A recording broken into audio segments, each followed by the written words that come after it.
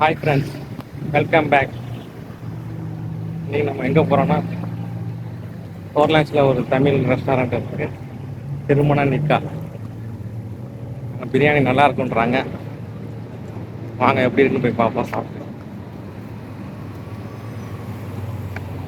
நீங்களும் இந்த ஃபோர்லான்ஸ் ஏரியா வந்தீங்கன்னா வந்து ட்ரை பண்ணி பார்க்கணும். பிரியாணி வந்துருச்சு. நான் வாழை இலையில் கொடுப்பாங்கன்னு நினச்சேன். தட்டில் தான் கொடுத்துருக்குறாங்க. ஸோ ஓகே, அட்ஜஸ்ட் பண்ணிக்கலாம். பார்க்குறதுக்கு நல்லா இருக்குது லுக்கு பிரியாணி. வாங்க எப்படி இருக்குன்னு பார்க்கலாம். கறி நல்லா வெந்திருக்குது, சாஃப்டாக இருக்குது. சென்னை ஸ்டைல் பிரியாணின்னு சொன்னாங்க. பரவாயில்ல, கறி நல்லா சாஃப்டாக வெந்திருக்கு. ரைஸும் நல்லா இருக்குது சாஃப்டாக.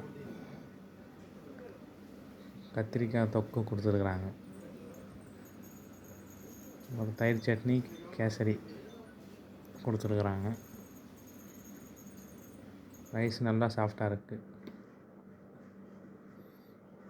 பரவாயில்ல, நல்லா டேஸ்ட்டாக தான் இருக்குது. நல்லா எலும்பு கறியாக தான் கொடுத்துருக்குறாங்க. பிரியாணி ஓகே, நல்லா டேஸ்ட்டாக தான் இருக்குது. ஆனால் கத்திரிக்காய் தொக்கு தான் கொஞ்சம் ஸ்பைஸியாக இருக்குது. அதை சின்ன பிள்ளைங்க சாப்பிட முடியுமான்னு தெரில.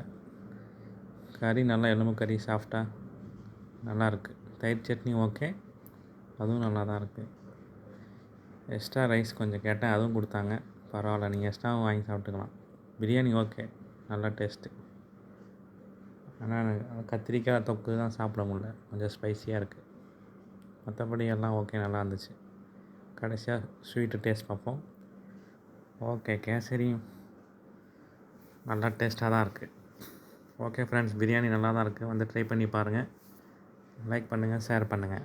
இந்த ஹோட்டல் எங்கே இருக்குன்னா, ஃபோர்லான்ஸில் தலால் சூப்பர் மார்க்கெட் இருக்கும். அதுக்கு ஆப்போசிட்டில் ஒரு ஸ்ட்ரீட் வரும்.